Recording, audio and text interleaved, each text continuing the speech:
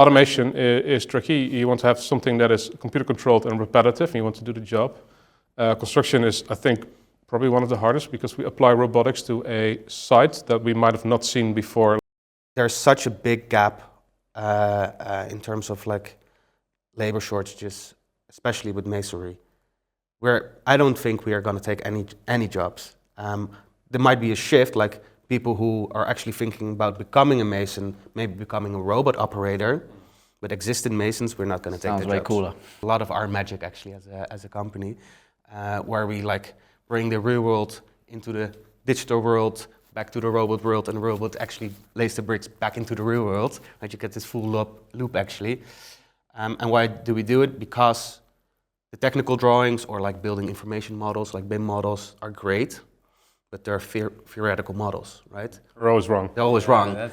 We can probably make it faster for you, more predictable for you, and maybe even a little bit cheaper for you. But we need to actually get starting, right?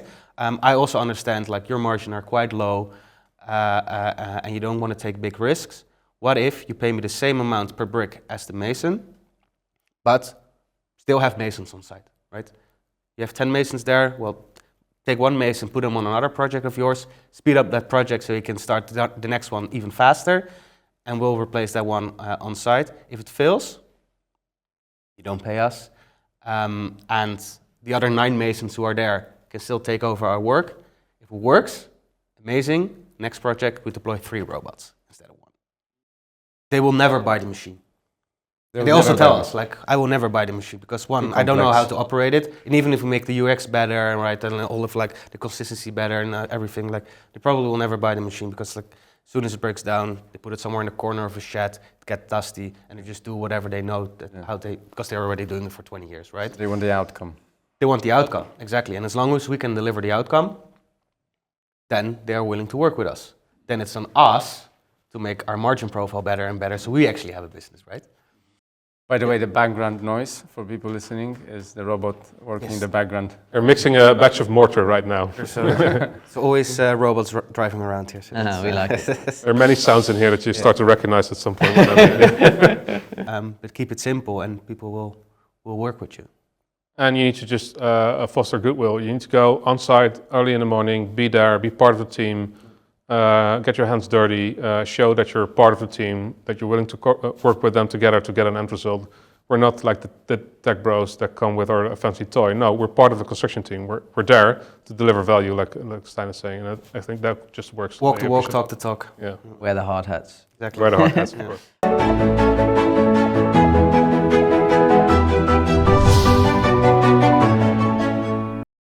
You want to go? You start.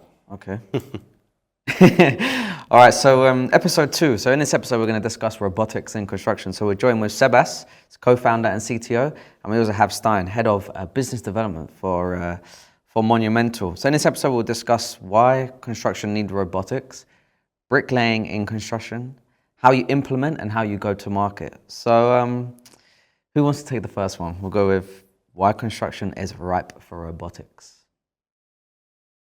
Yeah, I'll take it. I think it's construction is an industry that, contrary to many other industries, hasn't seen any real innovation in the last couple of decades, or maybe even centuries.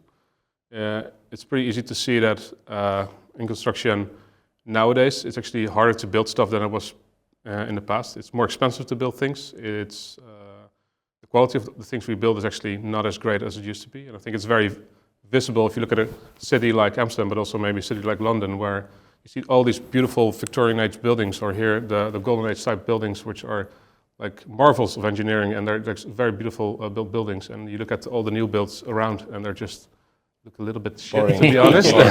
You're right. But it's also that's a cost thing. It's more expensive to build. There are less people to find to actually do all the high skilled work. Bricklaying is an example of such a thing. It's actually quite hard to do bricklaying. It's physically hard, but also it's just a relatively complicated job. You need to have some spatial insights on what you're doing, and finding experienced people that can actually work on beautiful things. It's very hard nowadays. It's also an industry that hasn't seen any innovation because it's very hard to innovate economically. It's a very low margin business. So they don't have the money to innovate. Basically, they don't have the VC-backed risk tolerance, even risk tolerance. Completely different model, and that's why it's the perfect industry to start out with, like approaching it from a tech mindset, basically, and see if you can add robotics to it. Why particularly bricklaying? I think the thing that appeals most about bricklaying, that's a very repetitive task, right? If you build a robot that can lay 2-3 bricks, you kind of think you can also lay 1,000 of them, or maybe 10,000 of them. I sometimes say they feel a bit like pixels of the construction industry. They're these tiny building blocks. If you get that right, you can build all kinds of complicated structures. So I think the repetitive nature of it is definitely something that appeals to robotics. It's still very hard. Like, it's not entirely true that if you're able to lay down 2 bricks, that it's very easy to lay down 1,000 of them. Yeah, but it's also the facade, right? It's the thing you see first. It's very appealing. It's something you build not within a structure, but from outside of the structure, which makes it easy to approach from a spatial perspective. So there are all kinds of upside to it. And number one reason is there's just not enough masons in the world nowadays to keep up with all the work that needs to be done. The brick-laid facade is still the most requested facade from consumers when they build a new house. Yeah. Are you guys familiar with like the stats of like sort of labor shortage specifically within bricklaying, or? I don't have the numbers deeply in my head. I'm not sure if you have them, but it's I think masons are almost always on number one if you see the list of like shortages. I think in the Netherlands it was like 10 years ago there were still like 10,000 masons, and then now it's only 4,000 masons in the Netherlands or something, right? So it's like a big decrease. Like if you look at construction schools, like new applicants, it's only like 6 a year or something, and like old masons retiring is like a lot higher. Yeah. So yeah, it's a big decrease. Right, this pinch point. Yeah, exactly. It's very sad, actually. Like I love beautiful brick buildings, and I think there are two options: either we automate it, or we go on into different types of construction, right? Where you don't do the brickwork in a traditional way, but you do the strips that you can glue on it, which looks terrible, or you go to something completely different, where you're using different materials and innovate in that way. And I don't think that's good for the quality of the houses. Maybe some people disagree. I'm not sure about it, but it feels like a shame. Bricks are cool. You guys are here to save. There's like a social motive behind. People love bricks. Yeah. Everyone People loves also bricks, love bricks and bytes.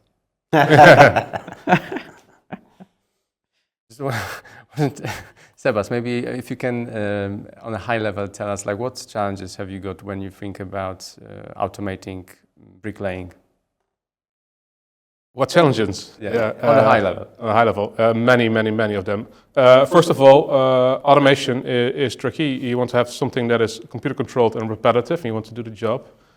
Construction is, I think, probably one of the hardest, because we apply robotics to a site that we might have not seen before, like the day before. If you apply robotics to, for example, manufacturing, you have just this nice manufacturing hall, you set everything up, you tie everything to the ground, you program it to do like a very repetitive task. It's also hard, but it's relatively easy. Like all the constraints are well known. Very predictable, right? Yeah. And construction sites are, let's be honest, just a total mess. It's muddy, there's lots of stuff around. If you go there, maybe the terrain is open for you to drive around, roam around, or maybe the place that you want to build a wall is neatly covered and you can actually start, or maybe it's just a complete total mess and you first need to spend 2 or 3 hours like doing site prep before you can start. So working in that environment is like a very, very big challenge. And we need to be very precise. So one of our aims is to put down bricks on around 1 millimeter accuracy, and maybe even less. Where are you now? Sometimes we're at 1, but like 1 to 2, I think we are. Don't look at that brick. That brick wall is an example, but yeah, we're getting better. Working progress. But we're driving around on very uneven terrain with a very big robot with all kinds of like heavy steel, like lots of jank in there because it's just a heavy machine, very construction-y. And then we try to place a brick with the fidelity of a mason exactly at the right point in space. That is a very, very big challenge, and it's something we're just dealing with here every single day. What's the potential customers' feedback of people you've worked with when they hear, okay, robots for bricklaying contractors? What do they say? What do they think about it? First of all, they actually understand that there is a need for a solution like this, right? General contractors, like it all goes like this, right? But in the end, 2 years ago there were not enough masons. Now it's kind of okay, but if they have like look ahead like 5 to 10 years, they know if I want to have a large construction company, if I want to be a large general contractor, I have a large masonry subcontracting business, I just need the people and I'm not going to find them, right? So we need other solutions to fill that gap, basically. It's not even replacing them, it's actually filling a gap that there's, and the gap is growing, so we need to build more robots to actually fill that gap. In terms of quality, every project we get better feedback. Like a year ago, it's like, it's okay, but you still need to we see some differences, like the head joint sizes were varying, stuff like that. Last project, actually on quality, like no negative feedback, only positive feedback. Speed, we have to up still a little, so one robot is not as fast as a mason yet. What's the ratio? So like an experience. If human is 1, what's the robot is 0.7 of the speed? Or I think it's now 0.5. Yeah, exactly. Yeah, exactly. So like a mason, like general contractors, when they do the calculations for their planning, they calculate a mason lays about 600 bricks per day, and we are at like 300. We can go to 500 if there's like we can get into a flow and like lay bricks like 8 hours in a row. Which we did, but it's like we need to do it consistently. Yes. An experienced mason can maybe go even like up to 800, 900, but there are not many masons who do that anymore. The things that humans are very good at is go to a construction site and just make this space their own. Like they see all the constraints, they move some stuff around and start working. We need to make sure robots can do their thing. So sometimes it's not entirely like we expect. Something is sticking out or it's a little bit of an obstacle. We need to drive around it or we need to fiddle around, and that just means downtime. The robot cannot handle with all the cases yet because we're just starting. And then we need to do something manually and then set up again, and that takes time, and all that time is not put into laying down bricks, so that makes it slower. So from a speeding up perspective, we need to make that thing faster, which probably means making it slightly lighter, bigger motors, that kind of stuff. But also just making sure we're making more hours during a day and have we see all the circumstances. We go to much more construction sites, see what's going on, and distill all the factors and basically make a more general robot that can deal with all situations. Got more flexible around the edge cases, right? Yeah.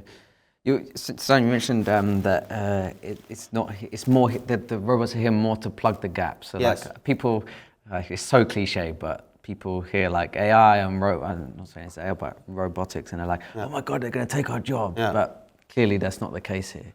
No, first of all, I mean, we work side by side with masons, right? Like we can take a lot of the production work of the bricklaying, but there are still some the aesthetical things about laying bricks that we probably cannot do with the robot. At least we cannot do it yet, and maybe we'll never do it. So we're always seeking the collaboration with the mason as well. There's such a big gap in terms of labor shortages, especially with masonry, where I don't think we are going to take any jobs. There might be a shift, like people who are actually thinking about becoming a mason, maybe becoming a robot operator, but existing masons, we're not going to take the jobs. Sounds way cooler. Yeah. Sounds way cooler, yeah. Exactly. Exactly. And also, we wouldn't be starting this business, of course, if there are plenty of masons available, because we cannot compete with them. That's such a terrible and hard process. The fact that we fill these gaps makes our entire project economically viable, of course. Yeah. Supply and demand dynamics. It's also worth touching on what jobs the robots eliminate, because for a mason who's perhaps later in their life, the amount of injuries or pains and whatnot come from laying bricks, but specifically at a low level, is it's a very tough job. Yeah. Yeah. Speaking of humans, what's the humans' involvement right now in the current version of the prototype or robot? And where you think it will go in the future? So currently, when we are on site, we have a single robot operator per robot. That's someone who has a laptop with them or a mobile device with some controls on it, and that makes sure to set everything up and actually control the robot. Basically means hit play, so it starts building, but also just keeps track of is the wall quality good enough, and maybe every time you need to pause, inspect some things and then continue again. So very technical job, figuring out what the robot is doing, troubleshooting, that kind of stuff.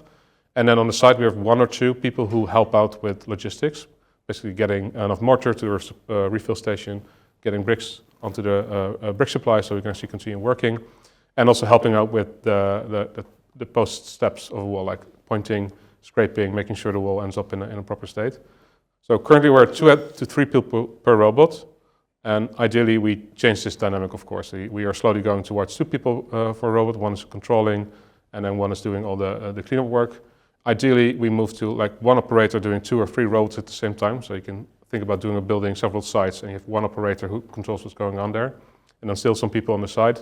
And slowly we might replace that operational person that helps out with cleaning up also with robotic tasks. So you can maybe automatically scrape mortar from the wall, or automatically do the building anchors and into the backdrop, that kind of stuff.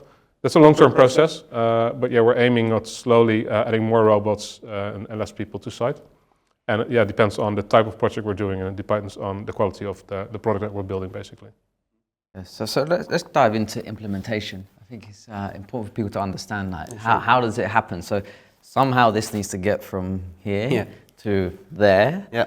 And then it needs to be set up on site, like you touched upon earlier. Sites aren't flat, and like the environment has to be adapted. So could you maybe talk us through the journey from leaving Overtoom where we are to? Sure.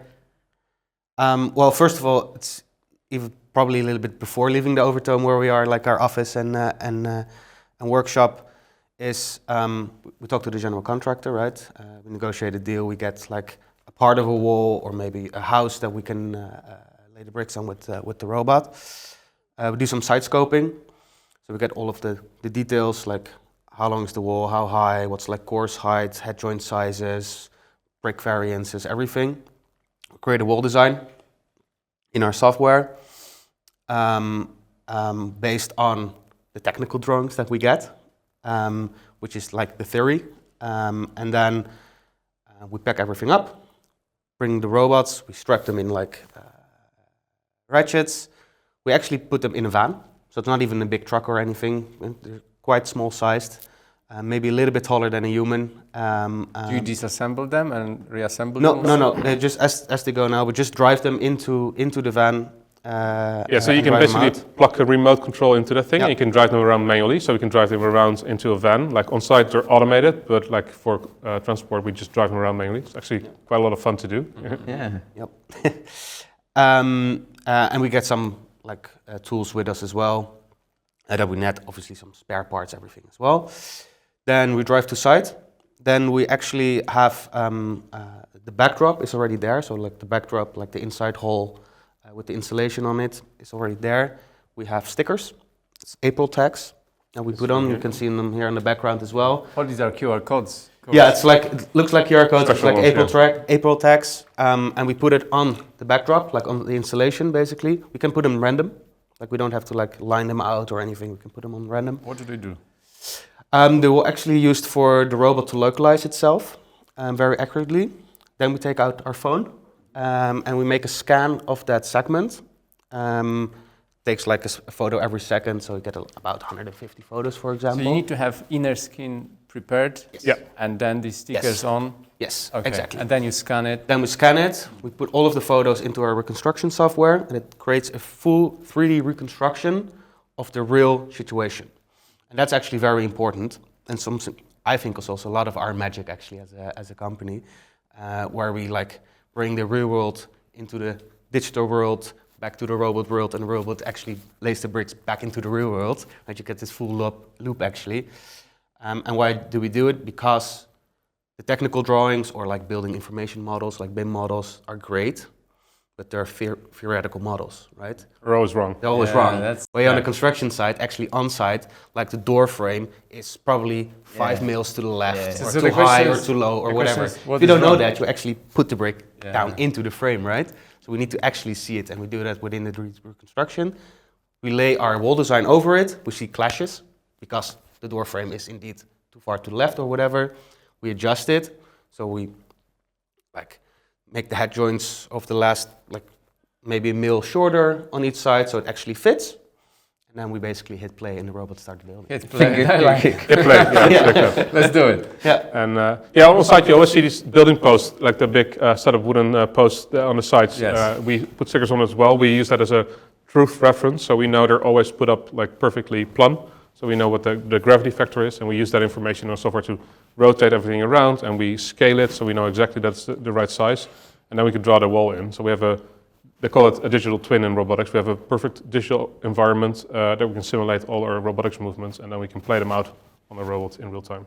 One of my questions earlier, before you said something, was how do you take the CAD data into your software to build this wall, which was designed by someone. But you basically said that these models, initial models, are wrong because the site built it slightly differently, which is as it is. So you really are interested in a like measured scan, measured survey of the wall of and the actual situation So on site. we have our own CAD design for walls, specifically for masonry walls, built in-house. And that we use that to like rebuild the CAD model that architects give us, but only on very specifically on a wall basis, on the facade.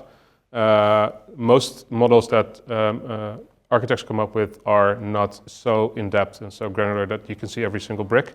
We translate it into every single brick is positioned beforehand, and then we scale it up that it matches the mesh, so we know exactly every millimeter and a half like how our wall is being placed. And you can work around issues, you can see if the connections are actually proper. Many times there aren't, and you actually need to fill around and move some bricks around and just find some weird edge cases that you wrap around the corner in a weird way, so everything fits it in. Masons do this on site, right? They just go there and just lay down their bricks and they'll figure it out. This thing cannot figure anything out in real time. It needs to have a plan that we will in there. Yeah, so I was actually going to ask that, like, how does that compare, like the setup time for one of these from like, let's just use the example of even from here to the site. Like once you're on site, how long does it need to sort of calibrate and take the survey and then go? It's not that long, right? I mean, like this also depends on how big your walls, right? The stickering takes some time, right? There's also always day one, and there's all the consecutive days that you're on site, right? Yes. It's like the actual setup, like before you can actually start that project, right? With the stickering and make the reconstruction, I think it's usually around 2 hours or so, and then the reconstruction, maybe some mesh editing, adds another half hour. a day at most, and you're up and running. Yeah, it's negligible really in the grand scheme of it. And the day after, you basically just we mostly wrap it in something so it doesn't get rained over by night. You just unwrap it, get your laptop out, just to play. As long as they're powered up, they will just continue, and that's like 10 minutes or so, and they're up and running. 10, 15 minutes. You guys said that you just use phone to scan it with like a LiDAR scan on iPhone? No, it's just a normal camera. You don't need like a Leica RTC 360 This scanning. is photogrammetry, so this pixel data only, like just RGB data. It takes a while to compute. It's like it's a huge linear equations. Like we didn't write the software ourselves. It's like there's many of these packages off the shelf. It's pretty amazing, and they just take all kinds of pictures and they make a 3D model with quite high fidelity. How do you deal with the terrain? Like, because I can't imagine you've got like a flat factory setting whilst you're on site. Yeah. So I mean, we can drive over quite rough terrain, right? The wheels are quite rough to drive on, and then 4x4. Yes. Just Actually, we also use that to turn, right? So it's like So they have direction for turn. 4 individual motors in there. So every wheel has its own motor, which means you can spin them in different directions. So it uses something called skid steering or tank steering, where it can rotate around its own pivot. So it can actually basically rotate around like this in a very tiny amount of space, and then drive forward and backwards.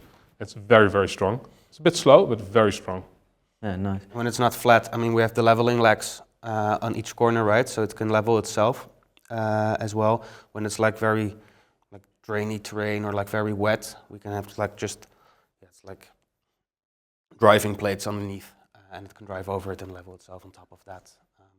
But yeah, we have built in like heavy rain, sand, whatever. It kind of works.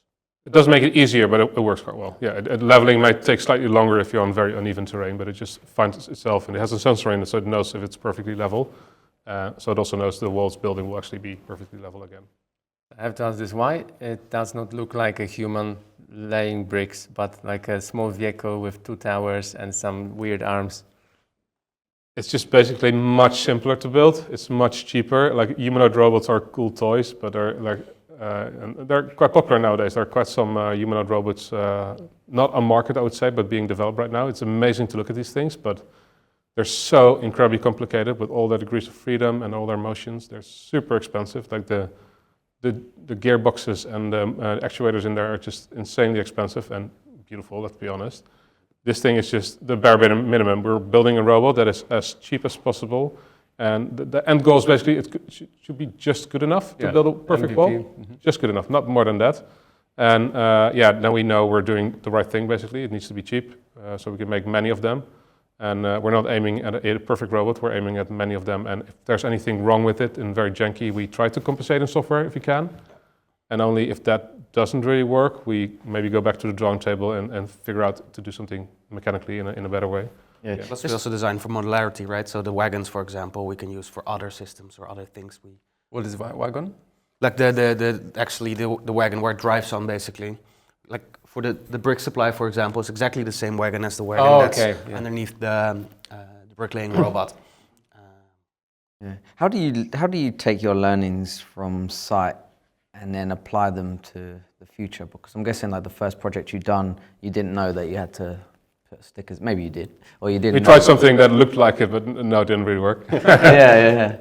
Like so, there's like a whole, because you're literally doing something that's never been not been done before. So you have to like everything is a complete new learning step.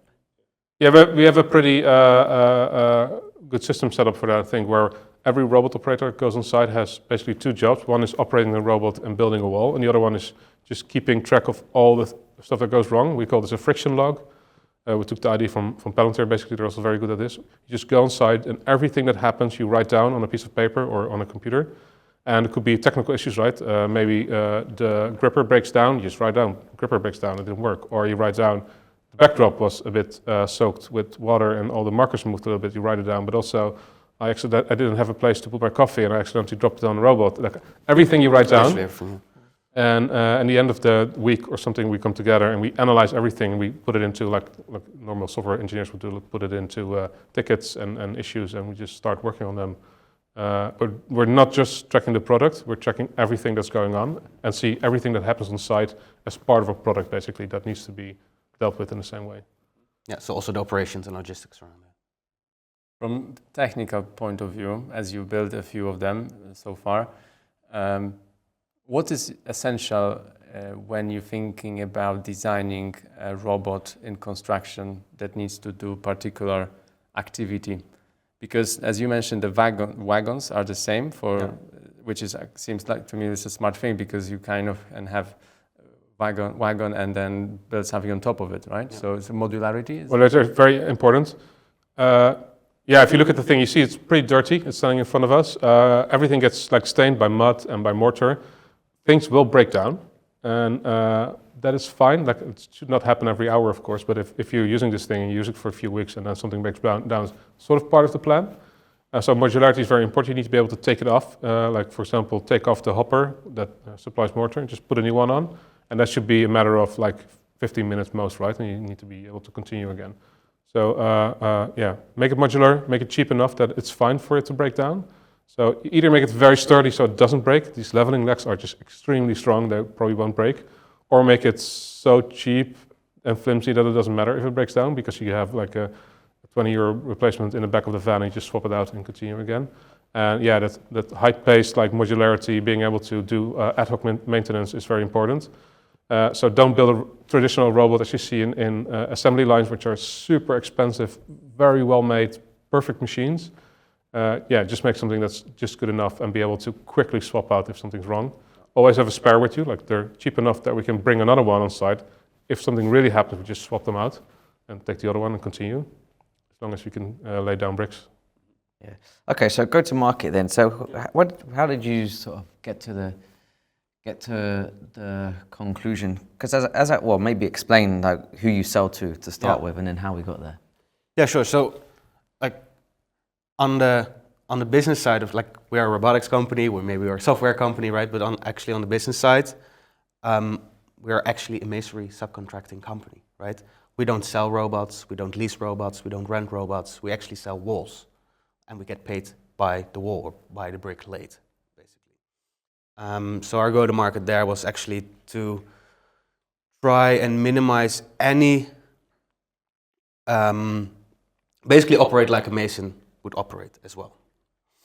So we can actually, like, if there's a project, and normally they would have 10 masons deployed on a project, but they could only find 8, they can easily get 2 robots in there as well to work side by side with the masons. From a technical point, the most important part there was actually to be able to work with the same material as a mason. I think we're quite unique in that. If you look at bricklaying robots, we work with the same bricks, we work with the same mortar. You can basically give us any brick, any mortar type, and we'll be able to lay down those bricks and build beautiful walls. And therefore also the risk for the general contractor who we are selling to is quite low. And I think that's a very important part in like a conservative industry as construction is, trying to do innovative things, right? You need to make the risk threshold as low as possible, I guess. So when there's like a project, let's say they're building 100 houses, and normally they have 10 masons on site, we just say, well, we have this bricklaying robot, we can help you stay like a big general contractor in the future by deploying this. We can probably make it faster for you, more predictable for you, and maybe even a little bit cheaper for you. But we need to actually get starting, right? I also understand like your margins are quite low and you don't want to take big risks. What if you pay me the same amount per brick as the mason, but still have masons on site, right? You have 10 masons there, well, take one mason, put them on another project of yours, speed up that project so you can start the next one even faster, and we'll replace that one on site. If it fails, you don't pay us, and the other 9 masons who are there can still take over our work. If it works, amazing. Next project, we deploy 3 robots instead of 1. Are they keen with experimentation like that? Yes, because the risk is quite low for them. So like, so you kind of do like mini pilots, I suppose? Yes. Yeah. Yeah. And then sort of prove the feasibility to break down a resistance of like you say conservative industry where people are like, oh, I'm scared because of. And then scale up slowly. Like every now and then we take like a slightly bigger project, slightly more risk, and more robots. For more sense. Yeah. Is it like same general contractors that use you, or are you kind of like diversified? Do you have like 5 key clients, or is it just one main one you're working with at the moment? We are mainly on housing projects, so general contractors who actually do housing projects or utility buildings like schools and stuff like that, because there's also the most bricks laid in those industries, especially in the Netherlands. And I think we have around 8 clients we work with now, and they're from mid-sized to like large general contractors, and there are also 2 masonry subcontractors that are actually the largest in the Netherlands that we work with together as well, and just became like an integral part of their team, basically. Yeah, that's what I was going to say. That would be my question. Is like you're like an assistant. It's like the modern day example would be like you're their ChatGPT, the ChatGPT version of for a bricklayer, right? Help us out for this, yeah. Like a personal assistant, yeah. But it's actually an interesting industry in the sense that it's very fragmented and very distributed regionally. So we work mostly with contractors that are around here in Amsterdam. It's just much easier for us to do that right now. But if we want to scale out, we're probably going to need to work together with many other ones, because every region in the Netherlands, but I think it's the same everywhere, has their own like their own contractors that are big, and then it's a bit of a long tail, but it's so fragmented that there are few big players, but there are many like medium to small size players. What's the medium? Because in my head, like getting to work with subcontractors would make sense, because they could kind of leverage your automation of the process. Yeah. I'm just curious if you spoke, how the conversations were with subcontractors. Do they like the idea? They don't like the idea? Are they scared of it? No, they still like the idea, like especially when you talk that like the managers or the directors of the subcontracting businesses, and these are like masonry subcontractors with like 300 masons per day on site, right? So they're quite large actually. They do like between 30 and 40 million turnover a year laying bricks in the Netherlands alone. And they actually still quite like, for the same thing, they also understand, if I still want to be a big masonry subcontractor in 20 years, I'm already struggling to find people now. I cannot do it in 20 years and still be like, do this turnover, lay this amount of bricks. They should be investing in you guys. So I need robots like this who become part of our, and when they ask like, and like the financial structure is, they get, just a number, 80 cents per brick, and they pay us 75 cents per brick, and they take the margin of the 5 cents per brick for themselves. Very smart. Actually, it's so weird thing. When we started, with Salar and I started, we thought one of our biggest challenges will be actually going to market, like finding the contractors that are actually willing to work with this, with a like new part of technology. And most of them seem to be super excited about it. Like, they're not stupid people, right? They know exactly how the industry works. They know exactly the shortages. They work on a day-to-day basis with like very low margins. They know exactly where they need more help, and that we actually make sense if we can pull it off. They don't like risk, so they want to see us proving that we do the right thing before they actually jump into it. And maybe it's the likability of Stijn, but like everyone we talk to like loves to work with us, like they show us, like as long as the risk profile is low. Exactly. It's Risk, amazing. like they will never buy the machine. They'll They also never tell buy us, like, I will never buy the machine because one, Too I don't know how complex. to operate it, and even if we make the UX better, right, and all of like the consistency better and everything, like they probably will never buy the machine because like as soon as it breaks down, they put it somewhere in the corner of a shed, it gets dusty, and they just do whatever they know because they're already doing it for 20 years, right? They want the outcome. They want the outcome, exactly, and as long as we can deliver the outcome, then they are willing to work with us. Then it's on us to make our margin profile better and better, so we actually have a business, right? So thinking about scalability of the solution, like 2-3 years from now, you're seeing having hundreds of these machines and another 100 of bricklaying operators. Yeah. Or perhaps maybe 5 years from now, then you will have factory producing robots, sending them on sites, and people will be, contractors or general contractors will be dealing with them themselves. Which model do you think is better? I think we'll always be involved as a company, so we always have operators on site helping out with these things. Hopefully, ideally, and that's something we just need to learn in the future, is like you want full automation, right? You want something to be there, someone to be there in case something goes wrong. But if your product gets better, hopefully nothing goes wrong. You can just do this, but you can see it in factory lines as well. Stuff will go wrong. You need people there, even if you automate fully. It's fine as long as your economics work out. And the better the robot is, we don't need. Now we sort of need technical people to operate a robot. We want to go to a future where these things are so like well thought out and just that we can have pretty low skilled people around just for emergency cases and just helping out with some stuff. Have someone in the office, maybe on the camera. Absolutely. Exactly. More autonomy on the robots and just like van goes there, someone probably still drives the van, or maybe even it's a self-driving van. Let's see how Tesla goes. Yes. It Drive out. stops on it and robots just drive out and start working, right? And there's maybe some camera hanging somewhere and someone in the office monitoring it. And we already do tele-op service and maintenance and that kind of stuff. Like we can just log into these machines, we can figure out the status if something's wrong. So if our engineers, the R&D team are in the office and our operators are on site and something goes wrong, we can stop it and we just log in from here. That works because it's such a technical thing. We're always connected anyways, and you can just figure out what's wrong and then maybe help out and continue again. As a structural engineer, I like more inner skin because it's structural. Yeah. So, yeah. Why did you not think about doing the inner skin but just outer skin? It's outer skin for now.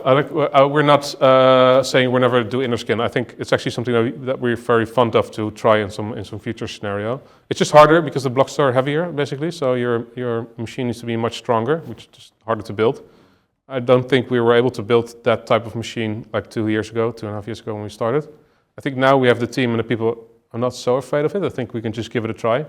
And also I think we can probably use 80-90% of our technology stack if we do that. Like all the software controls, all like the way we think about planning this and logistically is the same. It's just we probably need a slightly different machine that's stronger and maybe is able to work inside a bit more easily. These things are still a little bit tall to go inside every building, but many places will be fine, but not in general.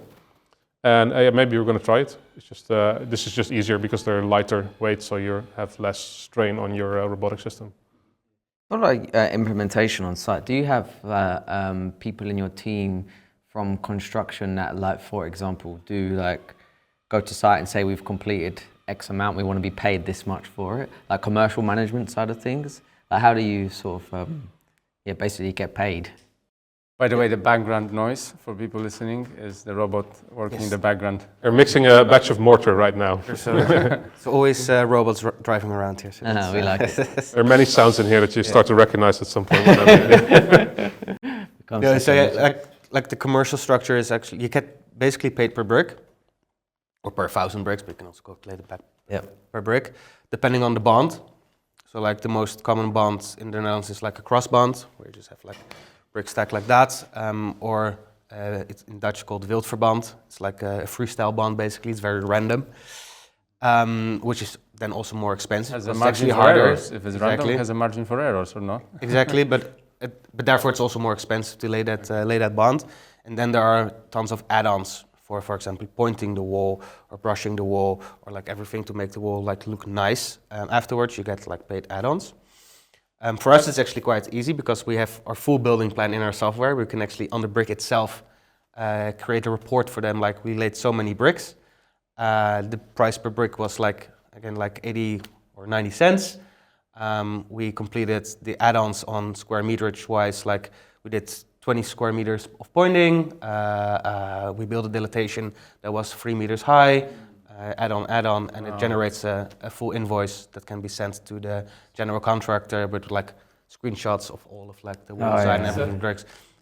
Plus, even more additional data that we also capture, both for a learning perspective, but also like all of the quality and all of the data when we place a brick, how many pressure it would put into the mortar, the temperature it was outside when we laid the brick, all of that stuff, photos of every brick, like was it actually the right brick size, right? Was it maybe rolled or pitched or yacht or whatever? All of the data we have in a report and we can actually provide to them as well. It's a bit maybe too extensive for them right now, but this is the fun part of software-defined construction in a sense, right? We have all this information not because we're explicitly gathering it for this purpose, but we need it anyways. Like otherwise, we wouldn't be able to build it. So it's basically a side effect of what we're doing is this huge stream of data on everything that's going on. We can automatically generate the most precise invoices ever. Yes. Because we know exactly what's going on. That's brilliant, because construction is like the most contentious industry on the planet, right? So people are always looking for ways like, oh, how can I like maybe pinch a bit of money here because something's gone wrong? So with you guys, they literally can't argue it, and like, I guess if it went to legal, then you're like, well, here's the data. We can still even be honest the other way around, give a little discount because one of the bricks is placed like not fully correctly or something.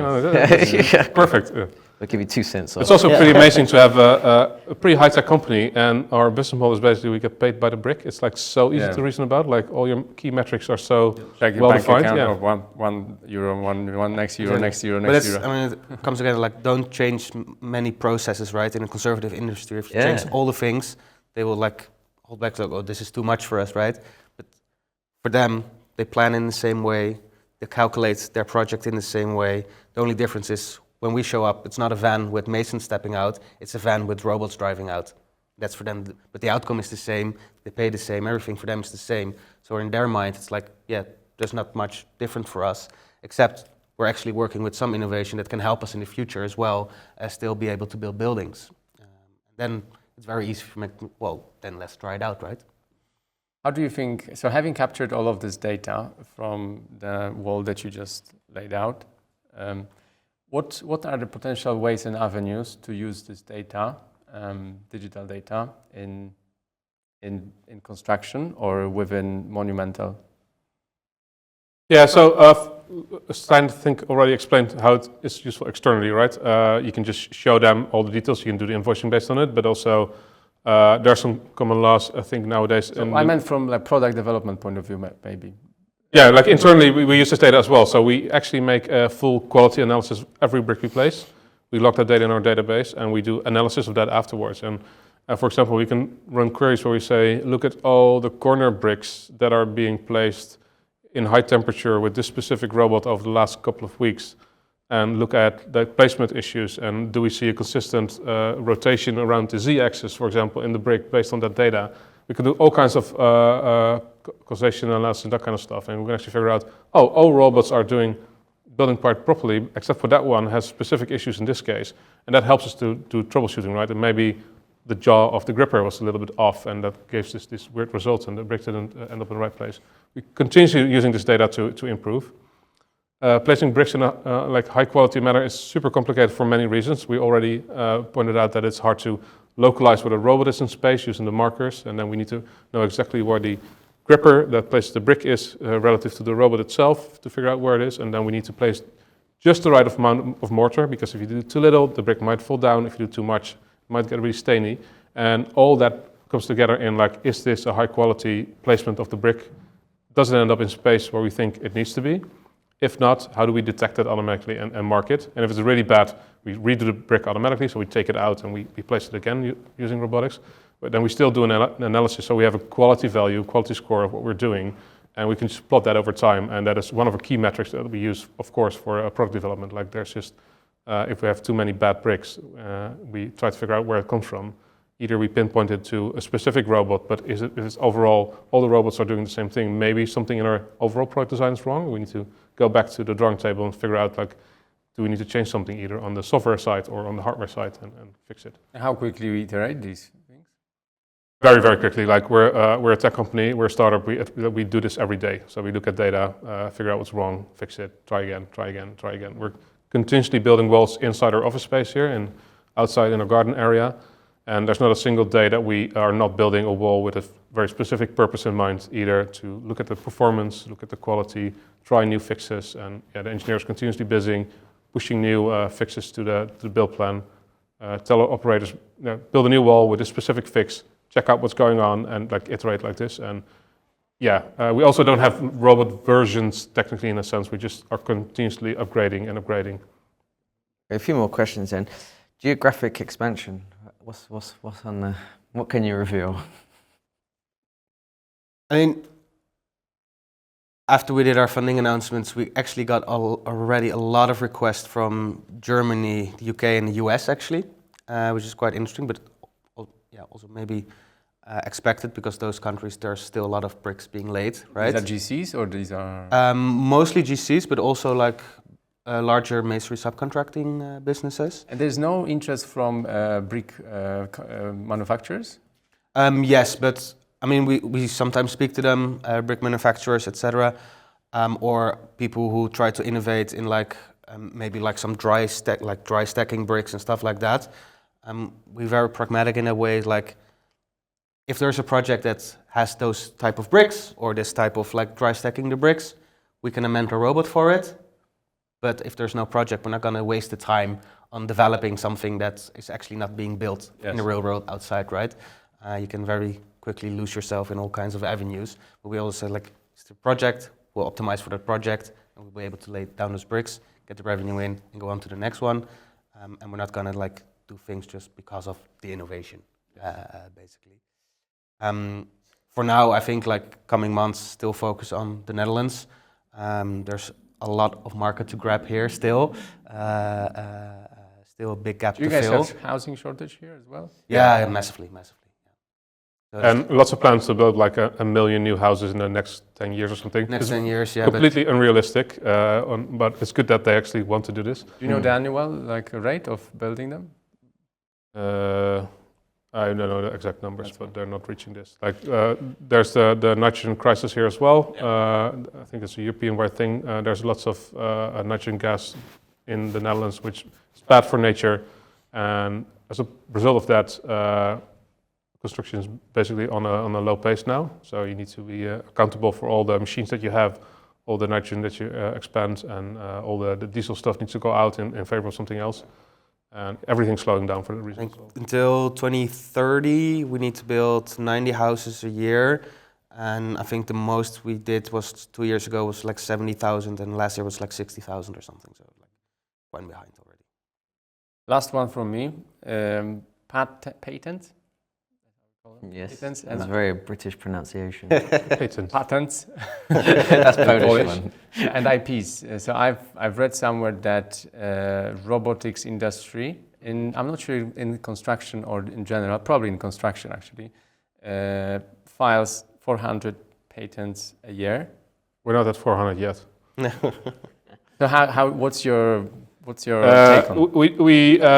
We do have a patent pending on like the overall system. I cannot say that much about the details. It's still in progress, which could be useful in some cases. But it's I don't worry that someone looks at this thing and is going to rebuild it and it works. Like 95% of the magic is in the software that controls this thing.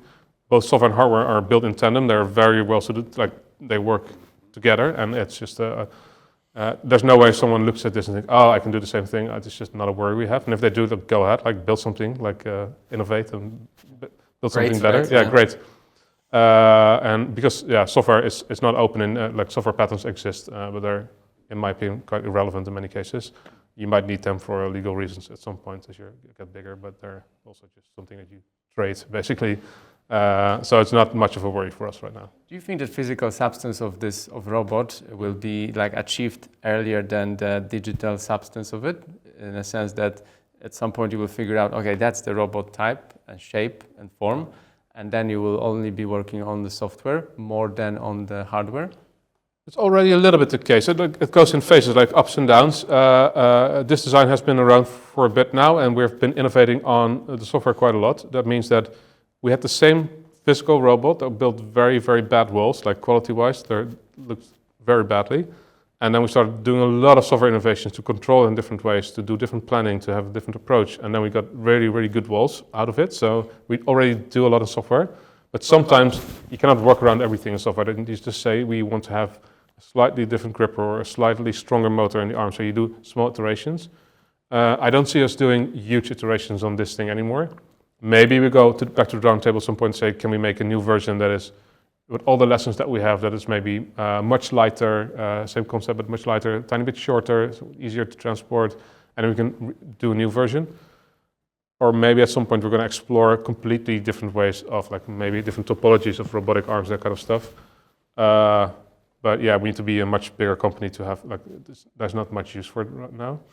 Also not super necessary, right? It's not super necessary. Still a lot of bricks we can lay with actually this design, right? Maybe some end effector changes where you can, like, I don't know, inside the corner we can reach it a little bit better than, so make it a little bit, maybe a bit more space constraint. And then, but as if we want to go to different, if we want to do more on the construction side, for example, things that we very eagerly want to do is also tackle part of the site logistics, which means we want to have multiple vehicles on site that also going to, for example, pick up bricks from a pallet of bricks on a different part of the construction site automatically on a brick supply that moves around, goes to the robot that's actually working, swaps around with an empty brick supply that drives back and gets refilled automatically. The mortar wagon can drive and roam around, go underneath these big silos, refill itself, go back to the place. And you can imagine having 10, 20 robots working at the same time, moving around, automate most of the supply side as well on the construction side.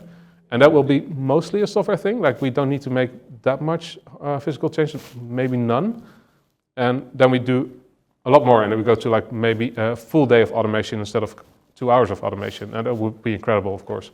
And that is mostly a software thing, we think. Interesting. So yeah, comparing to human analogy, when you have a new bricklayer on site with zero experience, and then how they evolve, they're not growing bigger muscles, they're growing better understanding, experience, and brain, really, right? Yes. Yeah, you get it for free, right? It's still software. You just deploy a new version to all your fleet, and your entire fleet becomes maybe a little bit faster or a little bit more efficient. Cool.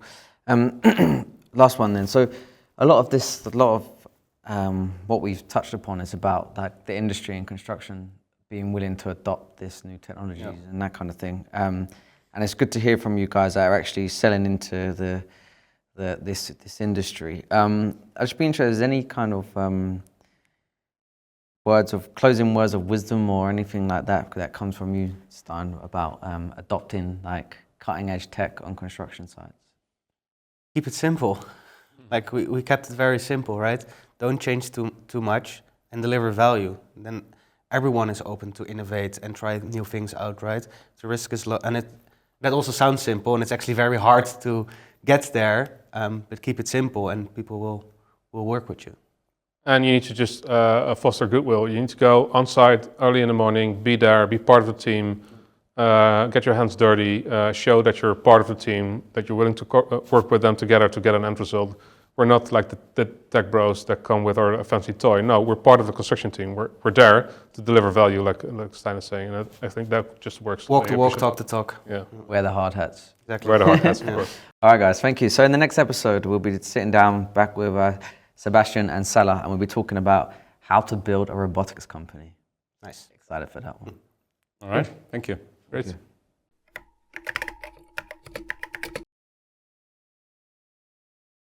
I basically started watching YouTube videos. Like there are a million YouTube videos that explain you how to build things. So I just bought a bunch of aluminium profiles, bought some tools, had no idea what I was doing, and just built a first like very janky robotic crane system that was able to pick up a brick. Did you know where to buy your first length of aluminium channel from?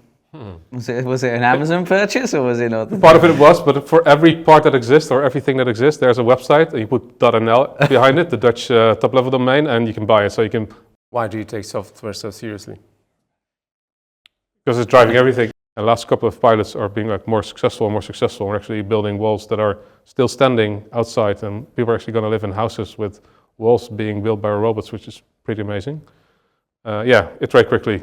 If we change something, we want to test it same day, basically, at least same week. So that makes your company super valuable, right? Because your moat is absolutely ginormous compared to just software. That's what we think too. Yeah, I think we're building a pretty nice company. Yeah. Our main focus when we started was general contractors. One thing and they are still like our main customer.